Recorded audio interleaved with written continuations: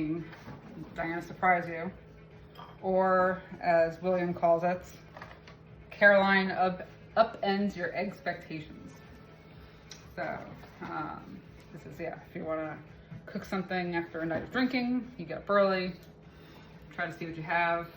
Typically, this originated from a cinnamon raisin bagel, but since I live in the South, it's hard to get good bagels, and let's face it, I don't need like 20 servings of bread in one meal.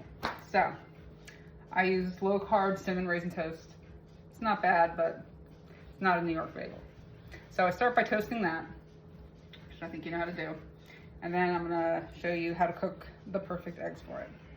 Some people like their eggs more hard, so they don't like it dippy, as I call it. Those people are wrong, but they exist out in the world. So William likes his cooked a little bit more. That's okay. So here it goes. So we have 5 eggs. There we go. So you can tell that this is kind of an old egg. But look how kind of flat and wide it is, instead of tall and puffy. That one's a little better.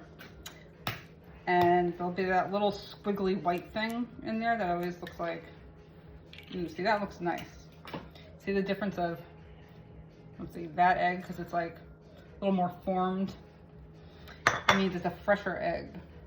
The squiggly white part is the albumin. There we go.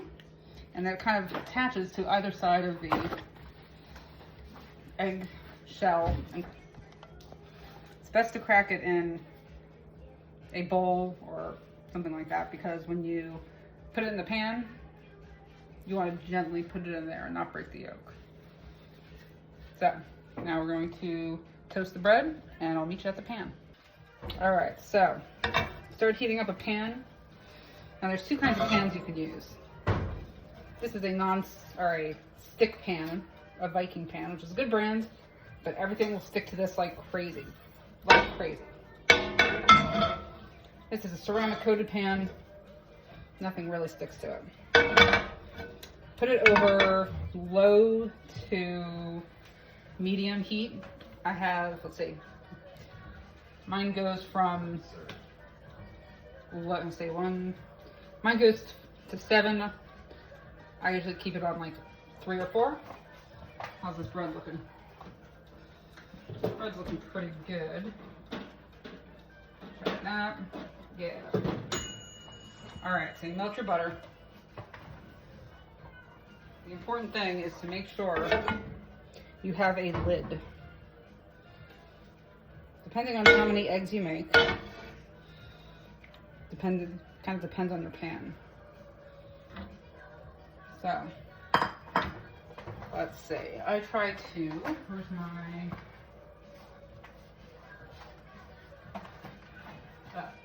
there is my spatula.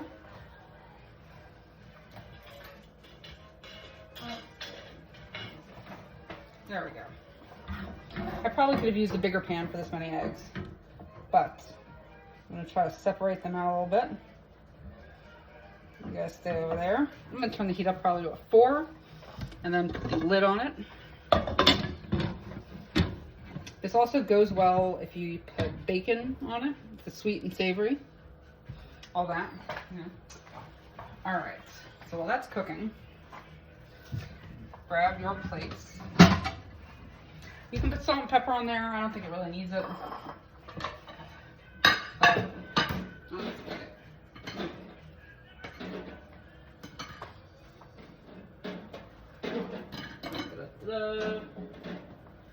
Okay. Because 2 of us are eating, I like extra toast with an extra yolk. Why waste your time with the whites, you know? So yeah, I would definitely say use a bigger pan. You don't, because you want the whites to be fairly spread out. But I think the pan is in.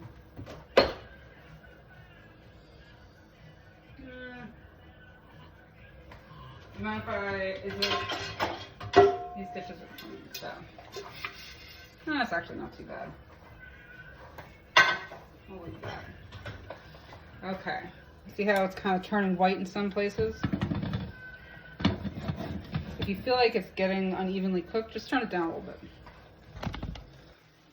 See how it's like sizzling? And turn that down. I turned it up a little too high. From there, we come over. Now, if you're a northerner, your cream cheese is going to be plentiful. However, here in the South, they don't care for their cream cheese to be higher than their bagel. Crazy, crazy talk. Let's see. So, I'm gonna do mine. I'll have William do his. This cream cheese was a little funny. It's acting a little weird. A little ha-ha funny. There. I love cream cheese. As a kid once, when my mother was out of town, my dad asked what I wanted for lunch. I said I'd pack my own, and I packed a block of cream cheese and a fork. True story. It was delicious. All right. William, you could do these for you. Yes. Okay. You can kind of see that the whites are looking good. I'm gonna give a little pepper. And a little pink Himalayan salt that William likes. It seems like a lot of salt. Clumping. Okay, so when they get like this, you see how there's like, that could be butter, but it could be egg. And he does not like his, see how there's like, the pepper moves over there. So, turn the heat to low. And I cut them up. So that would be 1, 2, the third one. For him, I flip his over. Just barely. Usually, let's see, how are these doing? I need a better spatula.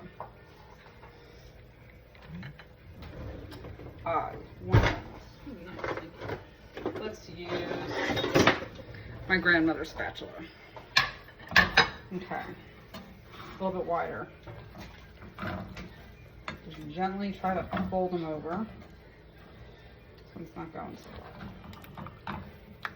Like that. For me, these are just about good. I like mine very dippy. Flip it over if you want them harder cooked. If you want sunny side up, like I do.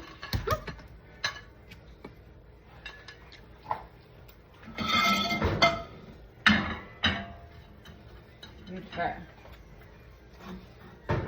So this one looks, these two look about perfect. For me, at least.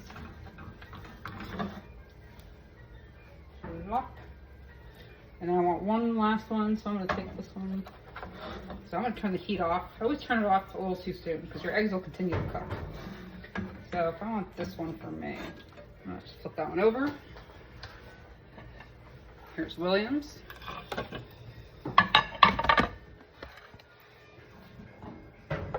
Well, it's my last one. Oh, I broke his yolk. Sad. Sorry, hon. And you kind of shimmy it under there. If you break the yolk, it's okay. But, ta-da. You can also put pepper over them now because that looks a little bit nicer. But, there's one. There's two for me. Here you go, honey. Thank you.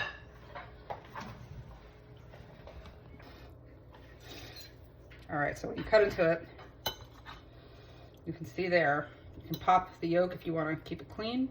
But when you cut into it, it'll be a delicious explosion of dippy eggs. Ooh, that one's still good. So, as gross as it may look or gross as it may sound, I made it for my husband about a couple months ago, and he's had one almost every day since. He will turn someone into a believer with these eggs.